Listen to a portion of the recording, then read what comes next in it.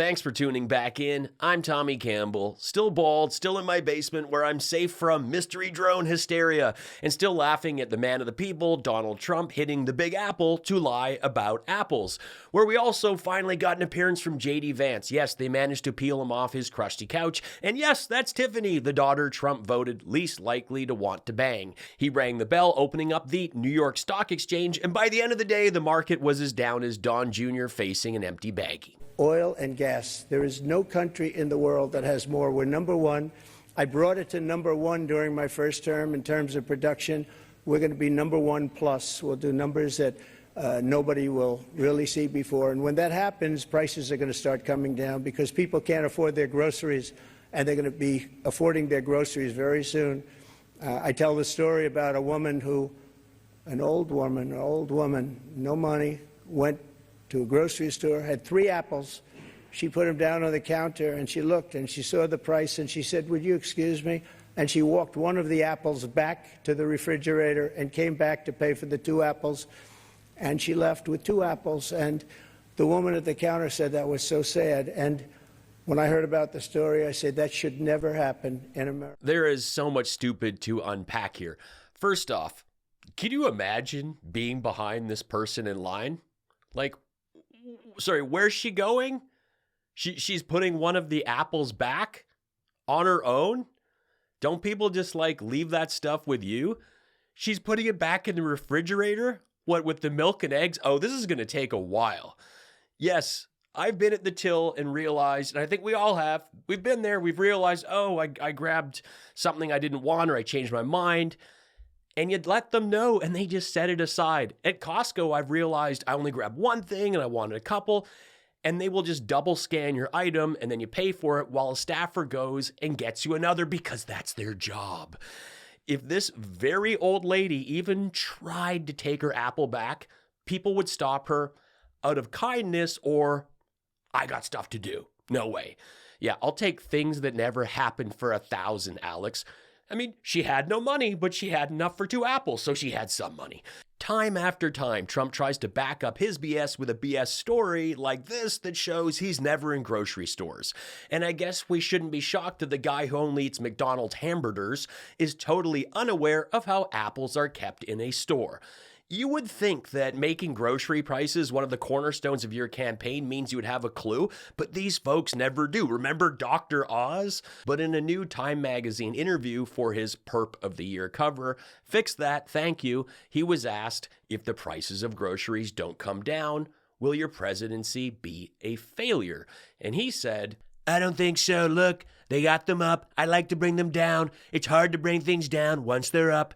You know, it's very hard, but I think they will. I think that energy is going to bring them down. I think a better supply chain is going to bring them down. You know, the supply chain, it's still broken. It's broken. You see it." In every survey leading up to the election, most voters said that the economy and inflation were the most important issues, and most of those who said so also said they believed Trump would be better at addressing the problem. And now he's saying it's very hard.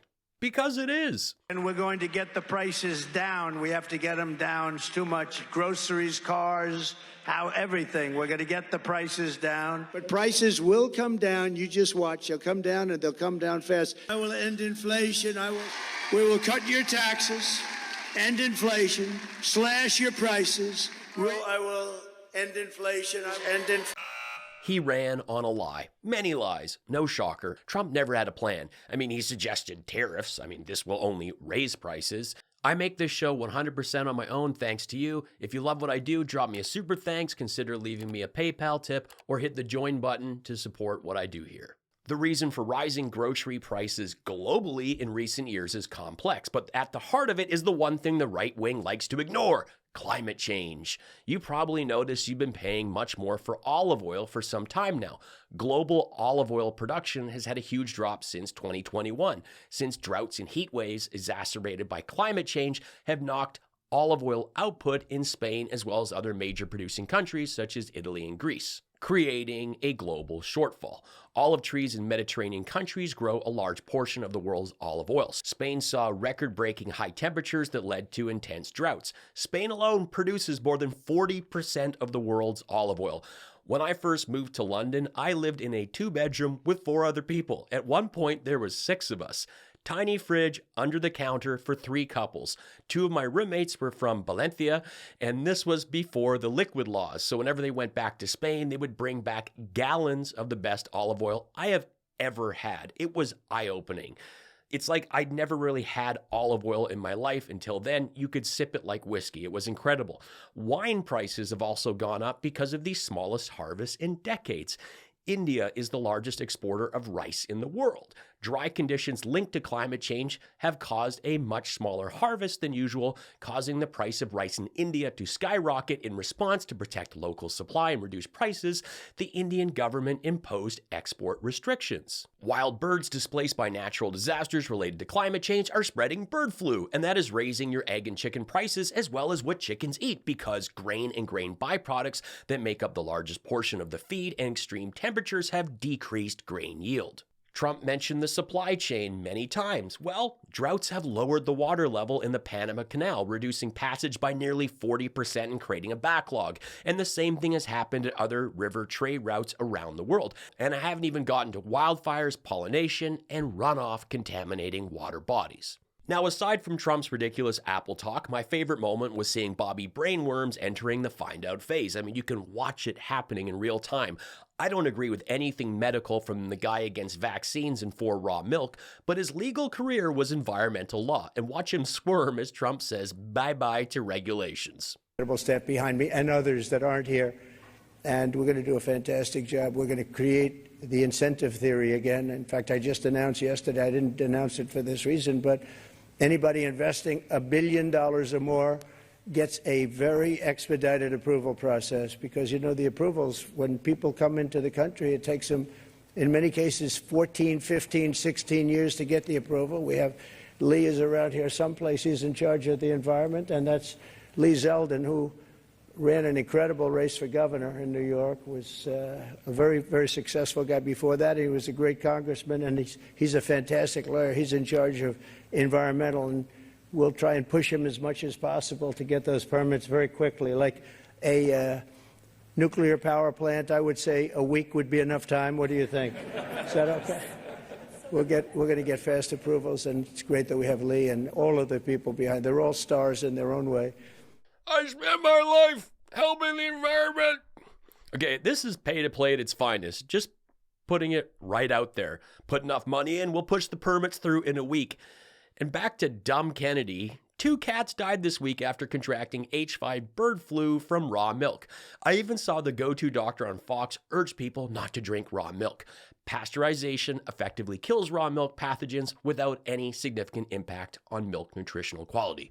Alex here, still in the bunker with Marjorie. Again, good dude. Well, me and the blonde meat swamp are remaining underground and off the grid. We are talking subterranean whenever possible, because aliens, the deep state, or an Iranian mothership is releasing drones across New Jersey. It is crazy. Like, I don't know if they're trying to collect intel on Bruce Springsteen, Snooki, or Trump's golf course graveyard tax loophole, but it is real, folks. I mean, I make up a lot of stuff here. I do, like, pretty much everything, but there is a lot of footage of UAVs like the size of Elon Musk's silver cheese trucks, and my spork-footed Georgia gremlin is using every inch of her disgusting CrossFit gristle to get to the bottom of this. She said this is a slap in the face of the American people, and that we're all in danger if our great government cannot identify what these drones are.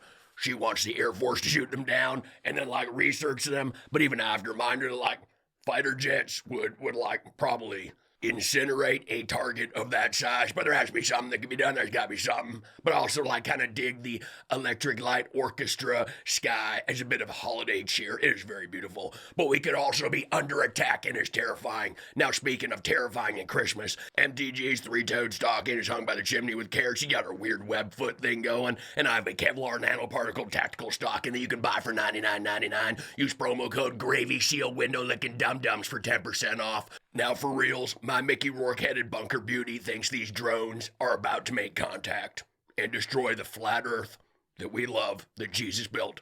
So she's been trying to make contact with me. She's even got a hot Christmas costume off Temu. She stumbled in the bedroom dressed in an Ebenezer Scrooge outfit, And as spicy as the mutton chops, top hat, cape, and scarf are, I'd remind her that I will be her Tiny Tim all night long, oh yeah, but I must never even catch a glimpse of what goes on below her spider vein calves. We are talking a pair of feet that look like a sideways upholsterer formed them from the defaced leather of J.D. Vance's date night love seat.